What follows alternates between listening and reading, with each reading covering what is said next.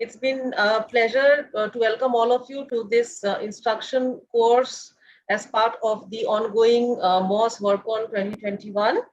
So without much ado, I'd like to start with the introduction to our instructional course.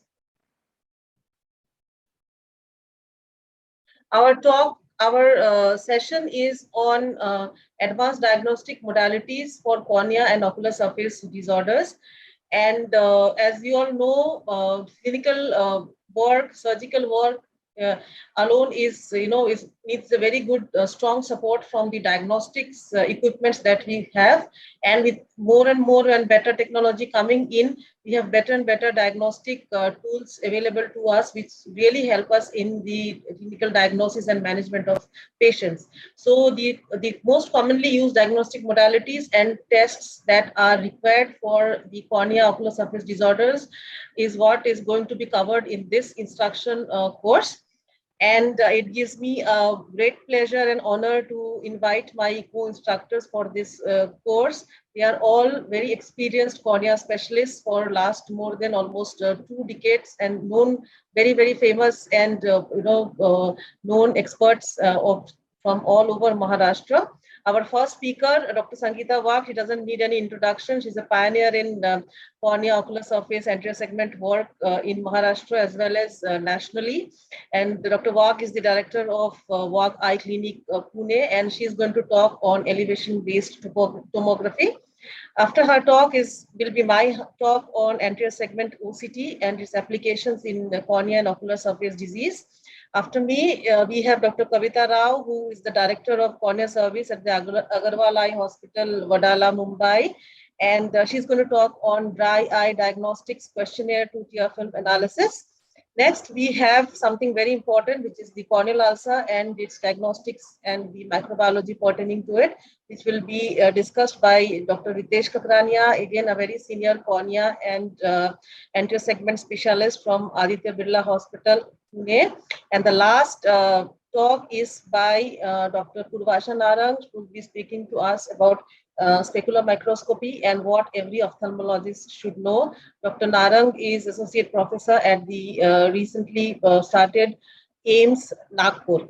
So without much ado, I would like to request Dr. Wagh to start her talk on elevation-based tomography.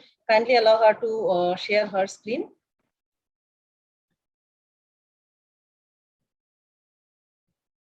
Oh, it's not allowing me. It says you cannot share while other is sharing. Sir, can you please allow Dr. Wagh to, or I also have your slide, I can play them if it's good. Yeah, one sec. Let me just try. Yes. Am I visible now? Yeah, but just go to the first slide, please. Yeah. Yeah, great. Okay. So in 8 minutes, I'll just be briefly giving an overview on elevation-based tomography. I have no financial interest, and I must thank my colleague, Dr. Pranav, for some of the slides which I'll be showing. Now, we know that the zones of the cornea include the central optical zone, which is the critical 4 millimeters, which makes the biggest difference to the visual acuity. Of course, the paracentral and peripheral and limbal cornea also has bearing to the clarity and the topography. So let's begin with some facts. The cornea is basically prolate and the asphericity is always below 0. It becomes oblate once the surface is treated. The eccentricity is around 0.3 plus minus 0.25. The radius of curvature, the anterior is around 7.87 and posterior is 6.5. So the average keratometry would be around 43, 44. But of course, with a bell curve, we have a normative on either side.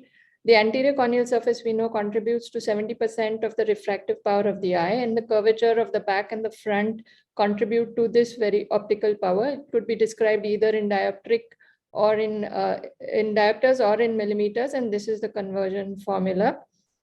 What is the need for tomography? So basically, we need to know the surface stability and the structure when we are screening patients for keratoconus. There are different subtle signs which one can keep in mind, but the tomography would eventually be able to clinch the diagnosis. Patients who are undergoing refractive surgery must have a detailed evaluation, and not just for diagnostic, but it is also used for therapeutics. Calculation of the IOL power is a huge benefit, and this is more important in the premium IOLs, patients who have had post-refractive surgery, again in toric IOLs, because all this will affect the outcome. There are some hidden cases of LASIK, and this is used widely in the armed forces when they're recruiting people. Contact lens fitting, particularly the mini-scleral lenses, needs a good topography.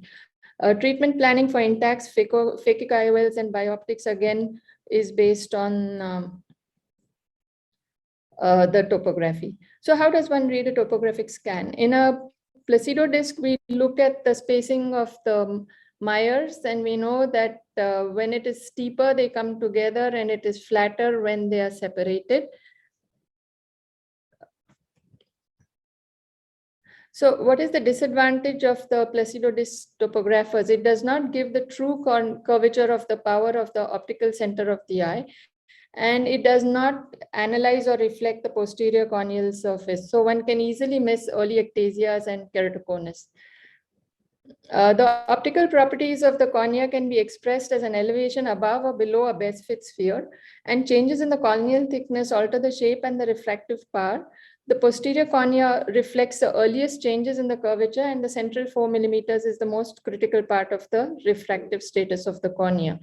So in elevation maps, basically the best fit sphere is the reference mark, and you have the steeper, which is seen below it, and the flatter, which goes above it.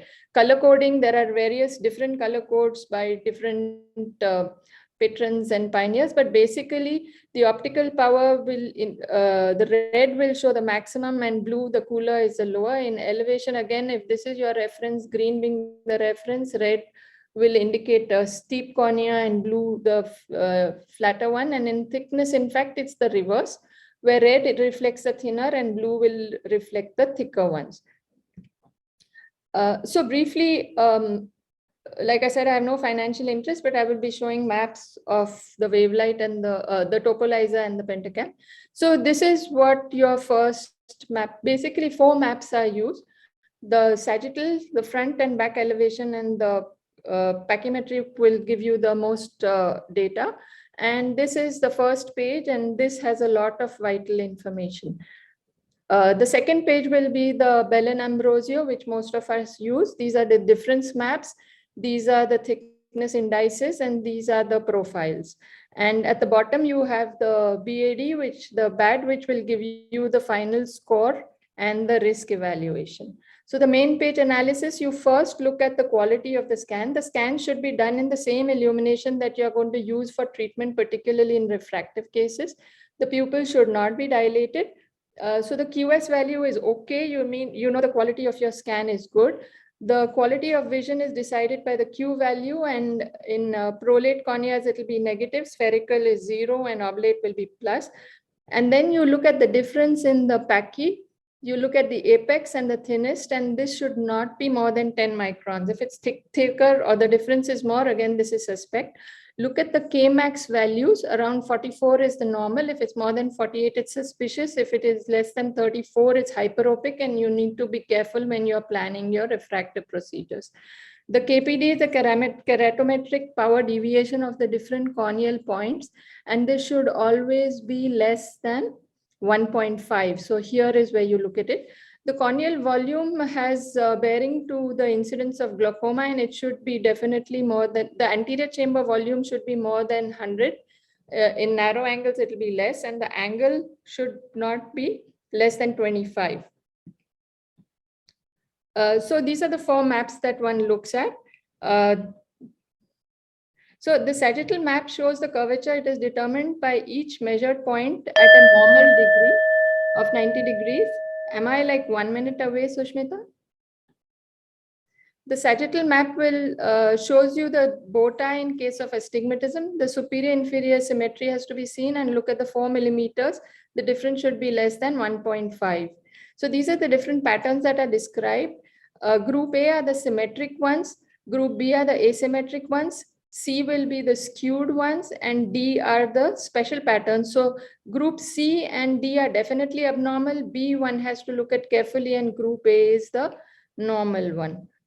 So these are the different types of sagittal maps you can look at. This is a crab claw which has got closed. This is an asymmetric bow tie with superior inferior asymmetry and a little bit of skewing. And here you have the clown-like appearance. So there are different types that have been described. When you look at the thickness map, there should be no displacement of the thinnest point. It should be closest to the center, not more than 10 microns away. The difference between the upper and the lower points at the 4 millimeter should be less than 30 microns. There should be no irregular islands seen. So the thinnest point displacement, you look at the X and the Y between the apex. Normally the difference should be less than 1 millimeter. The difference in the thickness between the thinnest point and the apex again should be less than 10 microns. Elevation maps, you look for differences in the superior inferior values. The difference should not be more than 15 microns in the 4 millimeter. Back should not be less than 20 microns. And when you look at two identical points in the two eyes, the difference should not be more than 5 microns. And any isolated island would make you suspicious. The Bellin-Ambrosio chart, like we spoke, the display combines the anterior posterior elevation, and you eliminate the conical part of the cornea from the BFS, and you get the enhanced reference surface. So this will highlight the ectatic part. So this is the standard map, this is the exclusion map, and here are the difference map. The best fit sphere again, here you eliminate the steepest point, and then this is the reference zone which makes the ectatic part more obvious. So here you see a normal one where the difference between the first and the exclusion is nothing, and the slopes are within the normal range. All values in the BAD are normal. Now here this is a little suspicious because of course it's not showing up in the difference, but you can see that the values are low and the slope is also steepening fast. There's a bit of decentration. Now here, this is an obvious patient of keratoconus where you look at the front elevation, the difference maps, and here you get a highlight of the steepening, and almost all the parameters are abnormal. The slope again is also outside the range. The progression index, you look at the normal average progression index is less than 1.2 and the maximum should also be less than 1.5. So these are you see in the Bellin-Ambrosio. The second component is the enhanced display, and the graphical representation shows a progressive thickening of the cornea. The PTI refers to the percentage increase in the thickness from the thinnest point to the periphery. And Bellin-Ambrosio was the first comprehensive refractive screening tool to be used based on elevation tomography to incorporate data from the posterior surface as well as the corneal thickness. Now the corneal thickness facial profile, the change in thickness from the thinnest to the cornea periphery is seen. The red curve should follow the normative. High-risk patterns show a quick slope or an S-shape before the 6 millimeter zone, and the pattern indicates a moderate risk in S-shape if it is seen after the 6 mm. The normal average progression ratio is 1.1 or less. So here you see that the posterior displacement and the thickness are abnormal, and so the total score. So all these 5 will add up to give you the final score. Displacement of the front, back, tachymetric progression. Yeah. Sorry to interrupt. Can you just quickly summarize? Yeah. Yeah. Okay. So here you see this looks like a normal scan. This is the difference, which is again within normal limits. And here you have a suspect. Here it's just teetering towards the abnormal, and this is a clear-cut keratoconus. So are they a must? These are definitely mandatory in a cornea clinic, in a refractive practice, and people who are doing premium cataract surgeries would not touch a patient without tomography. And it has significant medical legal implications, and this could be a document that could save you in court. These are very good reading materials for those who are beginning to learn tomography. And thank you, Sushmita, for the opportunity. Thank you so much, Dr. Sangeeta. So kindly stop the share so I can start sharing my screen.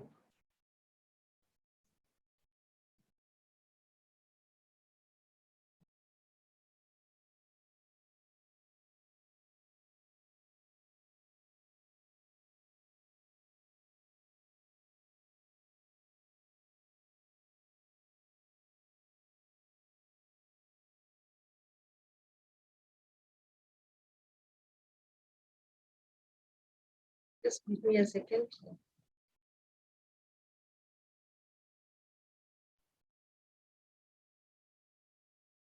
If you have opened it somewhere else, you can just click on it. Yeah, just one second.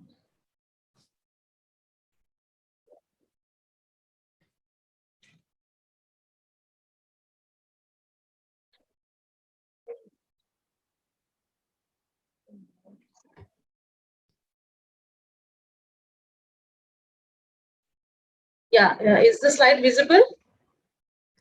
Yeah, Hello. it's seen and you're heard well. Okay, so good morning, everyone, and I'd like to take this opportunity to thank all the organizers and everyone at the MOS WorldCon 2021 for giving us this opportunity, and I'd also like to thank all my co-instructors. So my talk is on role of anterior-segment OCT in cornea and ocular surface disease. So the various clinical applications include aid in diagnosing common corneal and ocular surface pathologies, preoperative surgical planning, as well as postoperative follow-up. So these are the various machines that are available. We started with the time domain machines and have subsequently moved on to the spectral domain machines. So this is the normal picture image on the OCT. The tear film looks hyperreflective, the epithelium looks hyporeflective, and then we have the basement membrane stromal junction. We also have the stromal layer and then the Descemet endothelium complex. So starting with how it can help in diagnosis of common corneal and ocular pathologies, where this is a lady who presented with a white patch on the cornea. This and on OCT it looked like the thickened hyperreflective epithelium with abrupt transition from the normal to abnormal epithelium and a distinct plane between the lesion and the underlying tissue, very suggestive of a corneal intraepithelial neoplasia. And in lesions which have keratin or melanin, you could, on the OCT, you could see the same thing, that is thickened hyperreflective epithelium, well demarcated, but oftentimes the underlying structure could be shadowed. And it also helps in distinguishing ocular surface neoplasia from other tumors like the melanoma and the lymphoma, which definitely have deeper invasion, and there the epithelium tends to be relatively normal. So, and sometimes in situations like this, where you have patients with whitish patch on the eye and you don't know whether it's at OSSN or not, and OSSCT, like in this case, showed that even though the epithelium was hyperreflective and thickened, it was poorly demarcated and showed underlying stromal scarring, which was very suggestive that this is not a case of OSSN. This was another lady who presented with this thickened limbal lesion after we stopped topical interferon alpha 2b for OSSN, and the ASOCT, however, showed again a thickened hyperreflective epithelium with well demarcated edge. And we thought probably it's a recurrence, but we did a biopsy and it turned out to be inflammation. Though, so the ASOCT may not always be conclusive, and biopsy will still remain a gold standard as far as OSSN is concerned. Coming to keratoconus, ASOCT has multiple applications: epithelial thickness mapping, common layer mapping, etc. So this is, we're coming to epithelial thickness mapping. What we see is a characteristic donut profile, as is seen in the top, in the images on the top panel. You can see an area of epithelial thinning, which is the blue area, which corresponds to the apex of the cone, with the surrounding hot areas, which suggest reactive thickening of the epithelium all around it. You can see how different it is from the lower images, which are from a normal eye. So corneal scarring in keratoconus and surgical planning, again, the OSOCT is very useful in Descemet detachment and hydrops following keratoconus. You could see the morphology of the Descemet here. You could plan your treatment, and you could also see whether the Descemet has attached or not following a desmetopexy. Surgical planning for other procedures pertaining to keratoconus like DALK, Intacs, CXL, location and depth of Intacs, as well as stromal haze and demarcation line following CXL. Coming to other corneal pathologies like Salzmann nodular degeneration, this was an elderly lady with this bluish white elevated lesion on the cornea. When we do the ASOCT, we find the thin epithelial layer, but the underlying structure between shows hyperreflective deposits between the epithelium and the Bowman membrane, which is typical of hyaline, which is noted in Salzmann nodular degeneration. And following just a simple superficial keratectomy, all the lesions disappeared. Now, this is another lady. Again, this is a recurrent Salzmann nodular degeneration. Here, when we do in the ASOCT, we find that there is a thin epithelium with some epithelial deposits, and there's a lot of anterostromal scarring. So this patient is not going to do well with just a superficial keratectomy. This will also need PTK or an anterior lamellar keratoplasty procedure. So the ASOCT can give us a clue about how to plan your surgical treatment in Salzmann nodular degeneration. This is another young lady with repeated episodes of pain photophobia following trivial injury with the fingernail, and as you can see, negative fluorescent staining, typical of recurrent corneal erosion. And ASOCT shows loose detached hyperreflective epithelium with abnormal basement membrane and abnormal epithelial adhesions. And we just did an alcohol delamination with BCL, and she did very well. This is a case of keloid showing well circumscribed subepithelial anterostromal lesion. Pre-op surgical planning, this was a lady with contact lens keratitis, which resolved with antimicrobial drugs, but she was unhappy. So we went based on the ASOCT and the tomography. We did the topo-guided PRK, and her vision improved from uncorrected vision improved from 660 to 6/12. Corneal scar following HSV. Here you can see that the epithelium is good and the diffuse haze across the stroma. So we did a DALK and she did very well. This is a gentleman with bilateral, very severe macular corneal dystrophy, and on ASOCT we could find that even the descemet endothelium complex was also involved. So we went ahead and did a penetrating keratoplasty for him. This was another elderly male with a diffuse corneal haze. And we wanted to do an anterior segment is practically not visible. On ASOCT, we could see thickened descemet membrane with retrocorneal membrane. So we planned a DSEC, and he did well. And this is that retrocorneal membrane, which is found to be dense layer of collagen with fibrous tissue. This was another one-eyed person post radial keratotomy and retinal detachment, and who presented with corneal edema. When we do the ASOCT, we noticed full thickness cuts, and we also noticed loose descemet membrane. So instead of a descemet stripping, we went ahead and did a non-descemet stripping endothelial keratoplasty, and he did very well. So this we even reported in the Indian Journal of Ophthalmology. In post-operative follow-up, again, this was a lady with cataract and diffuse endothelial dystrophy. You can see how thickened the descemet endothelium complex is with thickened stroma as well. Following a DMEC phaco, the stroma has become compact and the corneal clarity has got restored. However, it is not always a very happy story all the time. So this was the top photograph showing a post-DSEC patient whose cornea refused to clear. And on ASOCT, we could note trapped viscoelastic in the interface. So we had to redo this case. The second photograph is where a manual DSEC was done and the lenticule was not well structured. So it refused to attach. So again, redo had to be done. The third case is a detached DMEC scroll. This one unfortunately got stuck with rebubbling. So coming to ocular surface disease, this is an elderly female with LSCD. We did a slat. She improved, but there was still significant amount of haze. So we did ASOCT, and the OCT we could find a very nice epithelium, and all the haze was in the stroma. So it helped us, understand that this lady is going to need the DALK procedure, and the slat has worked very well in restoring the epithelium. This was a rare case of a post-traumatic cyst. On OCT, we could understand that the cyst was in the between the descemet membrane and the stroma. So we went ahead and did a cyst aspiration and chemical cauterization, and as you can see in the serial ASOCT, the cyst has resolved very well. So ASOCT was very useful in this case. So to summarize, ASOCT is an invaluable diagnostic tool in cornea and ocular surface disease, and applications are plenty, and newer applications keep emerging all the time. Thank you so much. And next, I will request Dr. Kavita to kindly start her talk.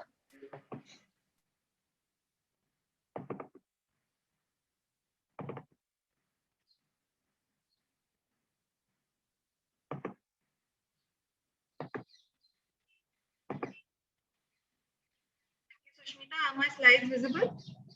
Yes. Why the pictures are not showing up though? The pictures, see? Yeah.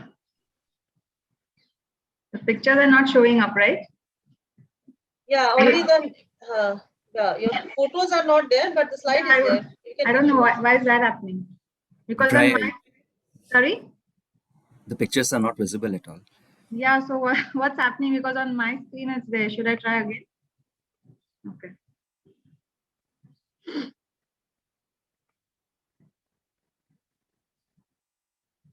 Hi, Dr. Wagh, ma'am. Hi, Sushmita. Hi, Kavita. Good morning, madam. Hi, Good ma'am. morning. Good morning. Good morning. Dr. Sangeeta, ma'am. Good morning. Sushmita, then meanwhile, maybe the next speaker wants to go ahead. Okay, so Ritesh, are you ready? Can you please start? Dr. Kavita, can I ask the tech team to help you? I'll send you the number. Yes, ma'am, I'll call them. Yeah. Ritesh, please unmute. Yeah, we can see your slide, Ritesh. Please unmute.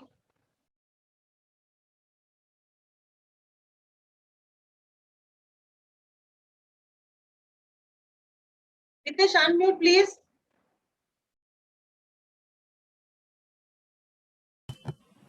Yeah.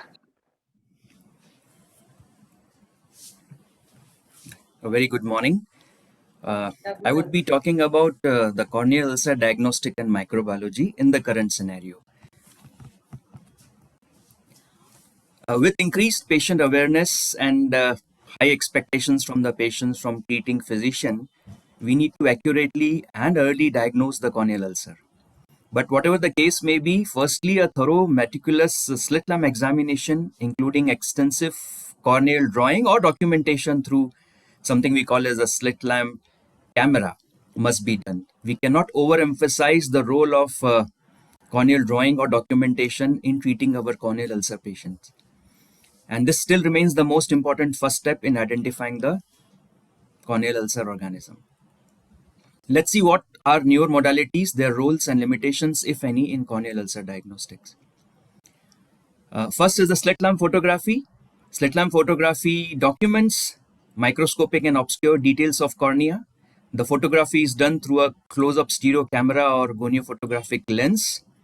The uses of slit lamp photography it has almost but not certainly totally replaced corneal drawing, but it has become an indispensable tool in people who are treating corneal ulcers. Its uses are in pre-treatment and pre-surgical documentation, in sequential comparison as to the ulcer is worsening or improving. It helps in patient counseling and also in response to treatment. Once the epithelium is healed, you cannot re-scrape or do microbiology again and again, and that is the time when slit lamp photography becomes so important. The only limitation is probably it's costly. So this majority of corneal surgeons would have a slit lamp photography, or anterior segment surgeons would have slit lamp photography with them. And this is how corneal staining using digital image analysis can be done, and it helps us. The second is in vivo confocal microscopy. It is a non-invasive technique which is very useful if the facility is available. It is pretty costly and not many cities would have this facility. It utilizes high resolution microscope to scan the cornea. Bacteria are very small, so a confocal microscope cannot detect bacteria, but certainly it can detect fungi and acanthamoeba. This is a slide which typically shows acanthamoeba cyst, which appears in IVCM images in three ways: a double wall cyst, a bright spot sign, or a signet ring appearance. So this is very characteristic of acanthamoeba, and that is how the IVCM helps in clinically diagnosing acanthamoeba in case of diagnostic difficulties. In case of a fungi are they are long filaments, they are highly refractile, they are double walled, and they are of the size of 3 to 8 microns and with irregular branching. So this is how a fungus would appear in IVCM.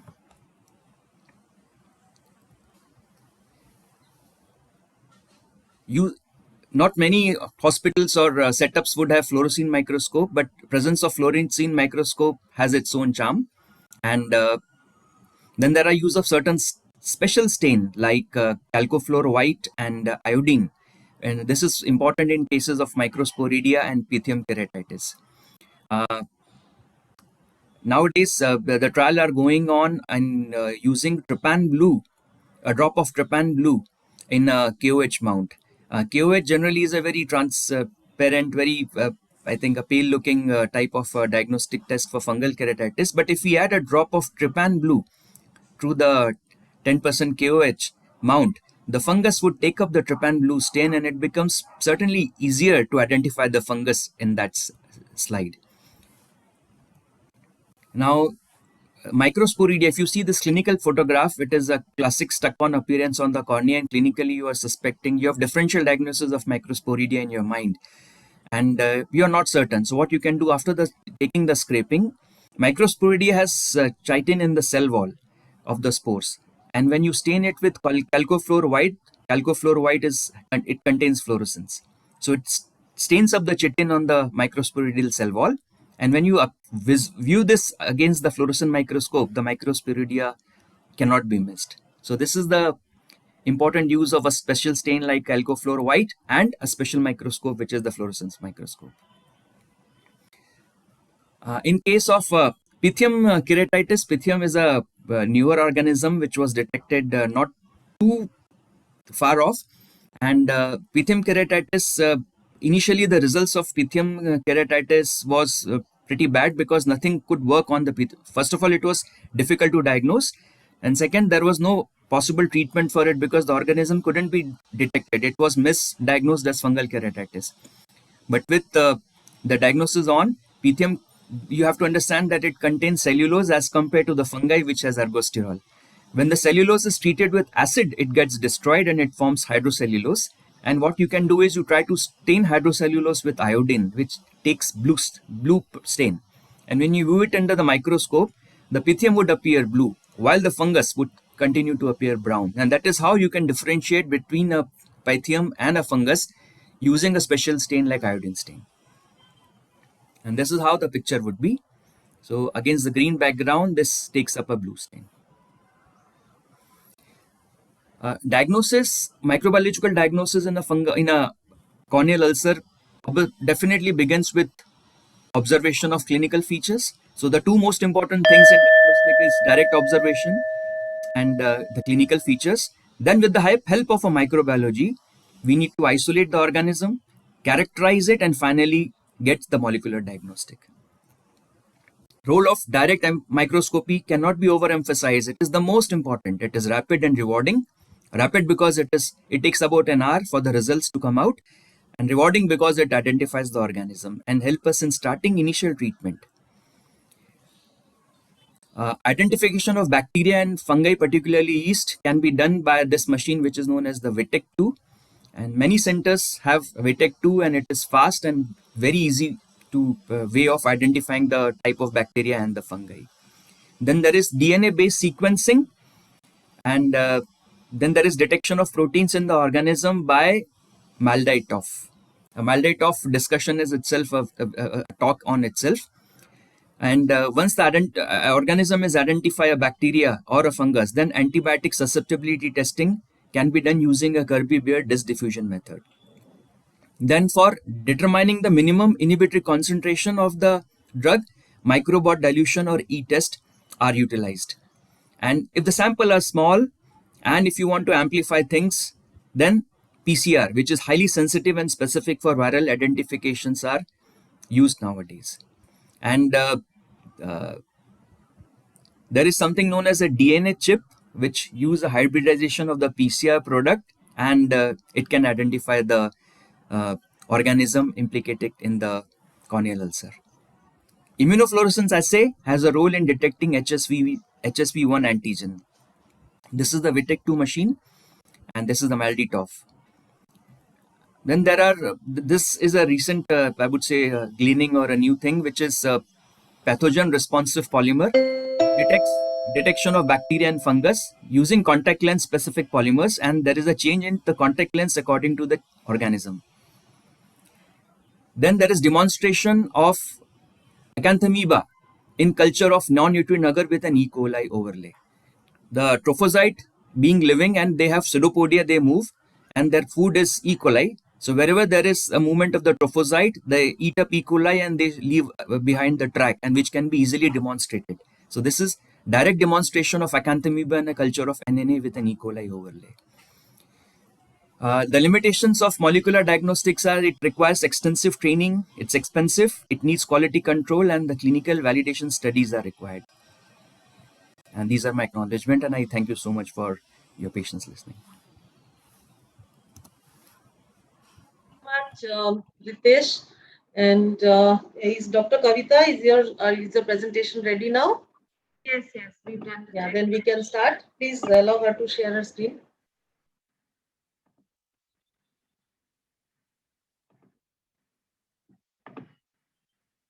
Are my slides visible now with the pictures? Yeah, yes, very Great, good. great. Thank you so much. Thank you, Dr. Ragini. Thank you, Sushmita, for having me be part of this wonderful IC. So I'm going to be talking about diagnostic modalities in dry eyes, and I've gone a little one step ahead, and I'm going to talk about how you're going to set up a dry eye clinic.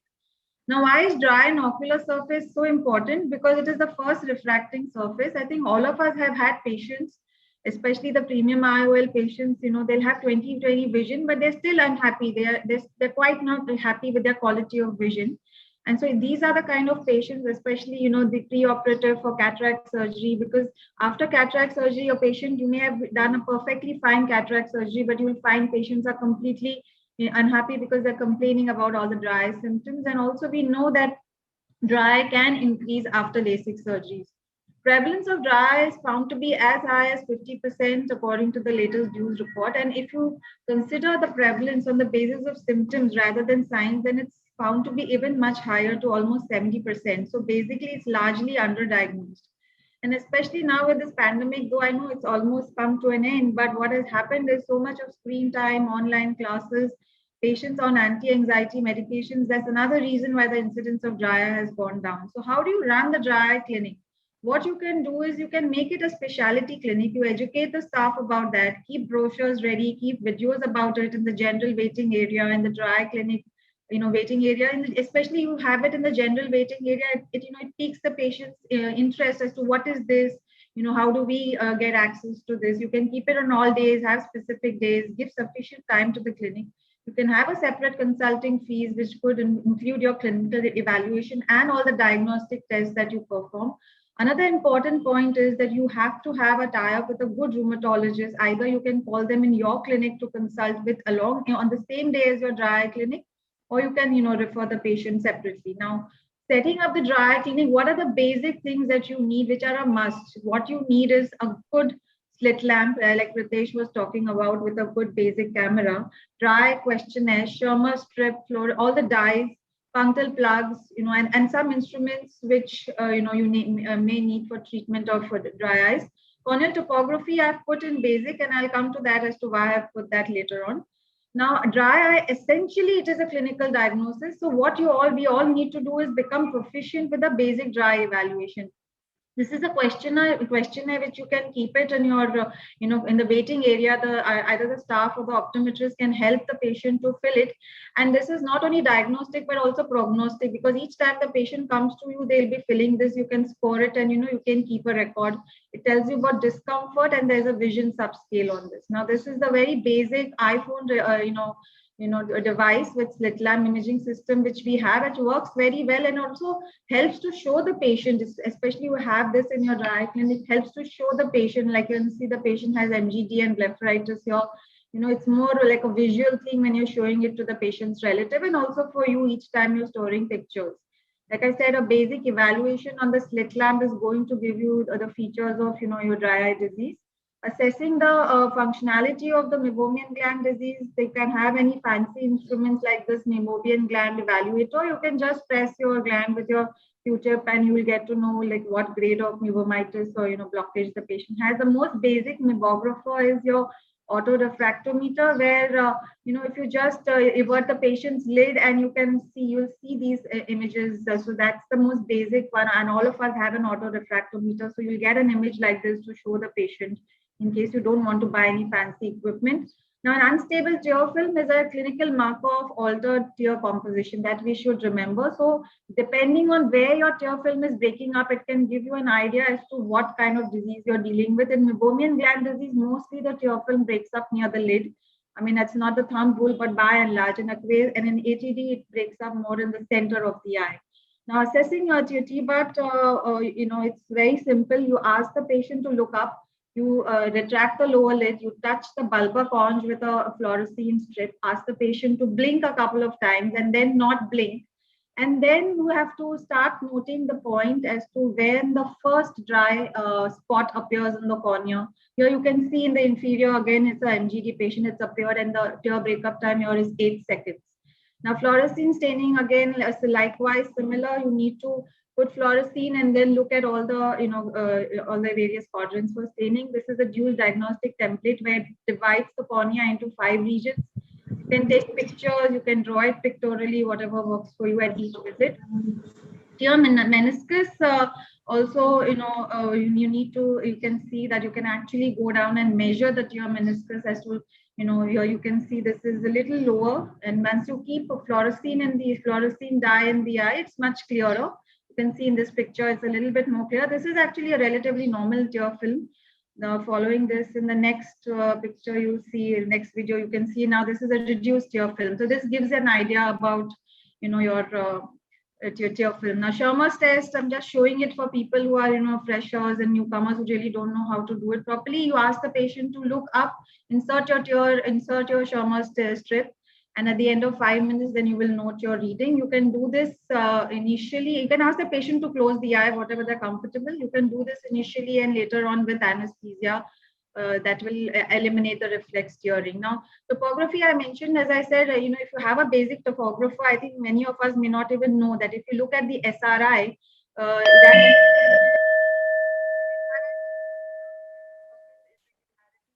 Please continue. Hello, Kavita? Yeah. Please continue. Yeah. So after treatment, you can see the SRI is improved in this patient. So even if you have a basic topographer, you can use this as a diagnostic tool, in your dry clinic and show the patient that this is what it was earlier and this is what it is now. Now, where are the diagnostic dilemmas? When the patients have symptoms, but you're not seeing signs, and when the patient has signs, but patient does not have symptoms. So, vice versa. So that's where, you may need more fancy equipment. Meibography, I'm just going to go quickly.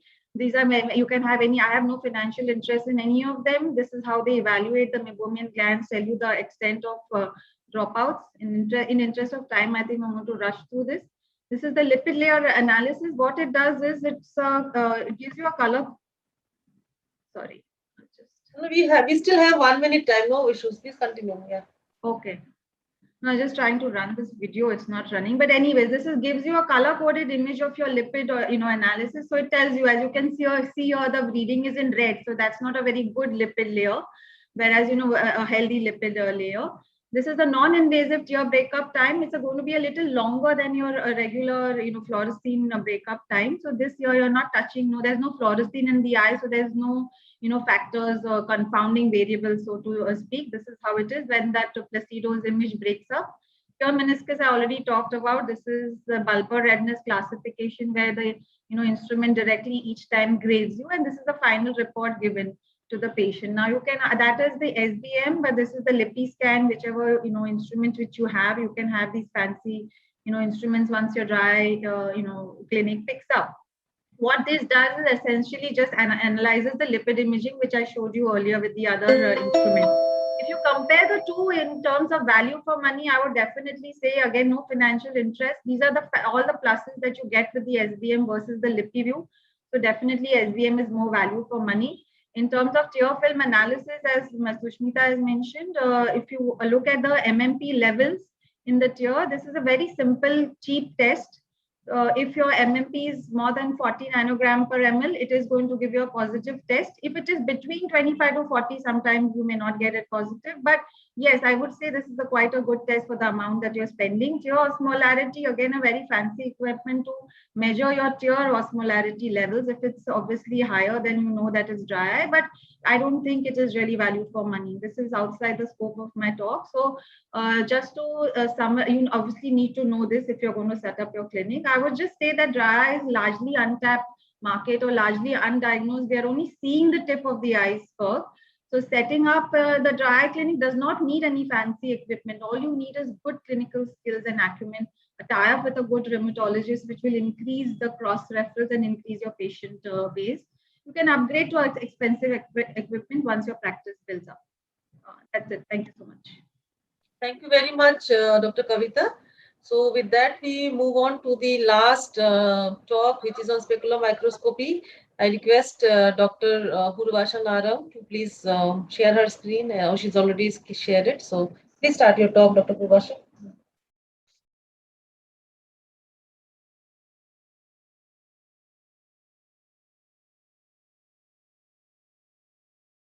Dr. Purvasha, are you there?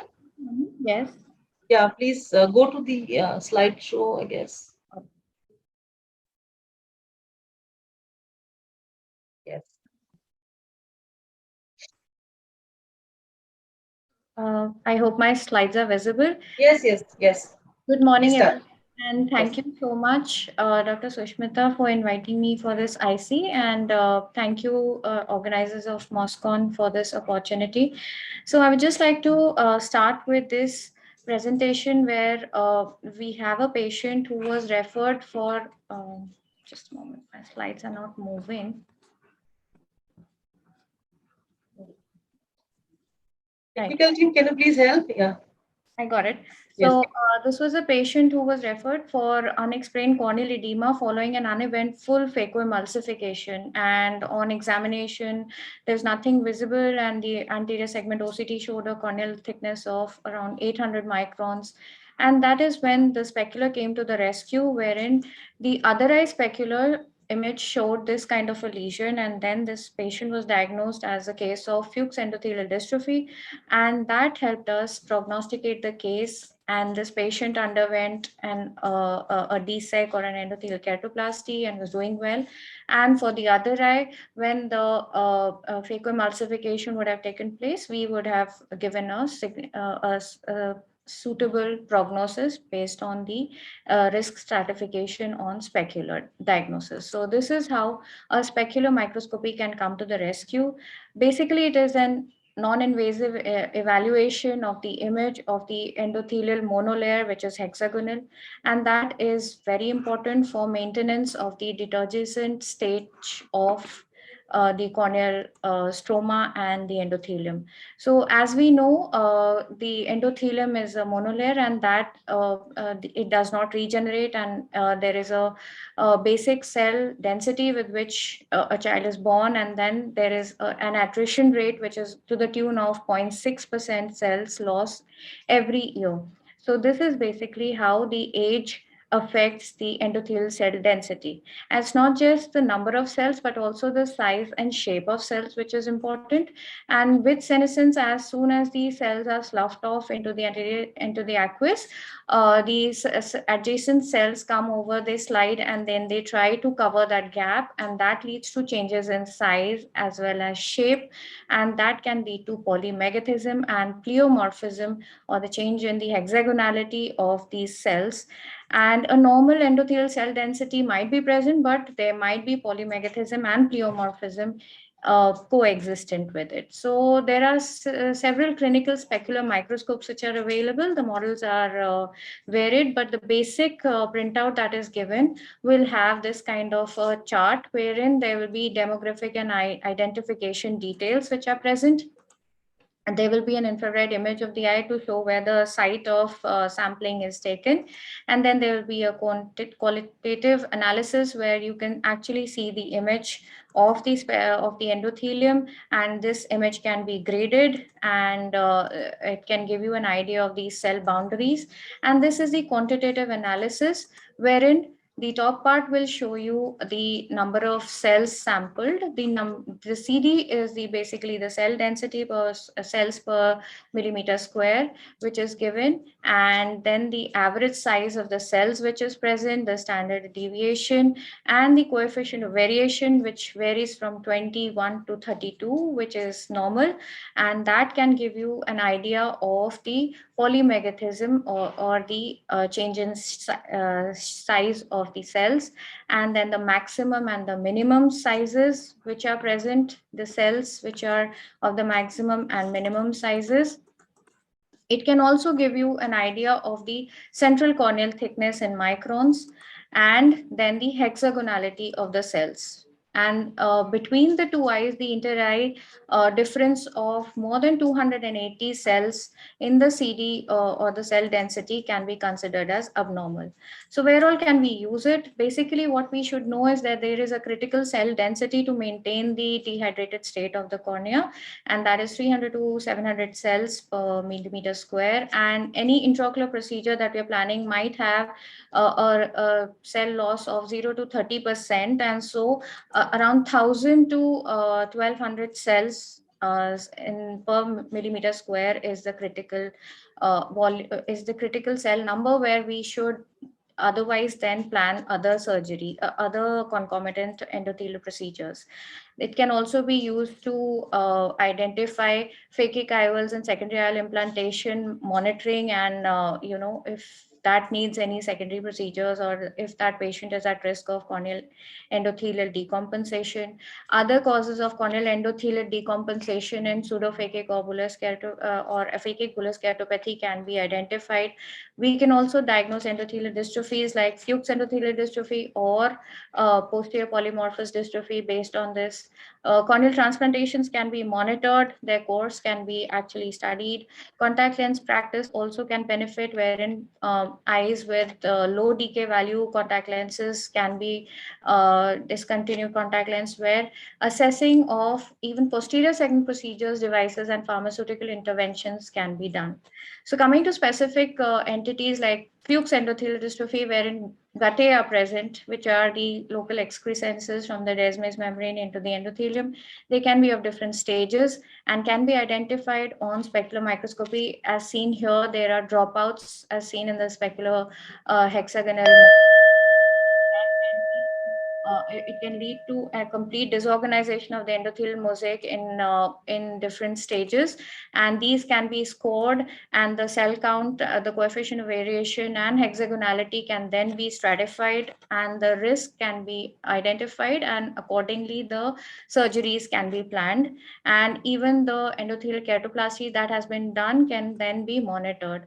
So if a Fuchs patient undergoes just a Descemet stripping only surgery and is on Rho kinase inhibitors, the peripheral corneal endothelium is seen to come and compensate for the central part, and that also can be monitored with peripheral specular microscopy. Most cases of SHED do not show a good specular image because they have a lot of stromal edema as it is, and posterior polymorphous corneal dystrophies can show bands, vesicles, and these structures which are present. Iritis can show pseudoguttae, and these resolve with the resolution of the condition. Iridocorneal endothelial syndrome can show negative images called ice cells, wherein the dark, bright and dark reversal takes place. And there is a clear demarcation seen between the areas of normal and abnormal cells. Contact lens induced endotheliopathy can be seen with low decay or diffusion or coefficient of oxygen lenses are used. In cornea-based practices, basically, we want to know what is the grade of Fuchs endothelial dystrophy, to know the cause of pseudophakic or phakic bullous keratopathy, to monitor the graft edema, and to know when can a cataract surgery be planned after a penetrating graft, for contact lens fitting, and for visual prognosis. Then for endothelial keratoplasty and for the MEC cases, an endothelial health can be done. Corneal collagen cross-linking can be undertaken, and then monitoring of any damage to the endothelium can be done. Unexplained corneal edema can also be evaluated, and this is basically what is post-PK cell loss, which can be monitored. There's another use of specular microscope wherein the donor tissue can be evaluated, and this is basically done in different kinds of keratoanalyzers, and based on the image quality, the donor endothelial cell count can be found out, and the grading of the tissues can be done, wherein higher grades of tissue are utilized for endothelial keratoplasties. So basically, you can use it to grade the tissue, and you can use it to monitor your pre-cut tissues, how you are doing with the eye bank, and the abnormal structures can be identified. There are various limitations of the specular microscopy, and these are there where you cannot screen it generally in the community. The pediatric eye examinations are difficult and supine position examinations are difficult. So basically, smartphone-based endothelial imaging is coming up. We are working on it. There can be in vivo imaging from different areas, which can be seen as future prospects. So basically, it is a useful preoperative tool before intraocular surgeries are planned. It can analyze different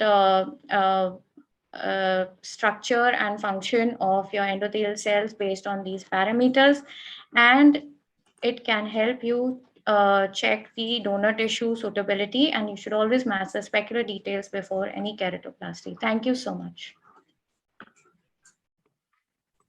Thank you, Purbasha, and it was a very nice talk. And I thank all my co-instructors for very elegant and elaborate talks which you have covered.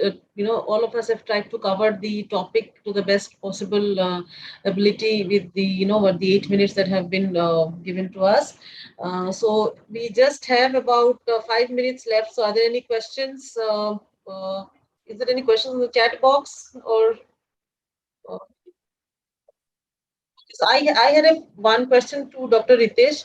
So just wanted to ask you, for any general ophthalmologist, would you recommend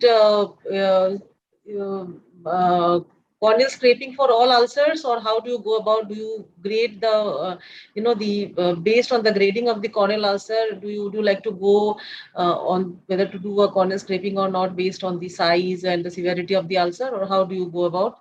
Yes, for a general ophthalmologist, if their clinical diagnosis is almost certain, like if they're able to see the dendrite, then I would say that they need not do a corneal scraping. But in case of doubt, it is always better at least to do a KOH mount, because in India 50% of corneal ulcers are because of bacteria and 50%, almost 50% are because of the fungi, and you need to really differentiate between these two organisms. So instead of, if gram stain is a little difficult for you to do, KOH is pretty easy using a simple microscope, 10% KOH, and a cover slip and a slide. And maybe about 5 to 7 minutes, you are going to specifically identify the fungus.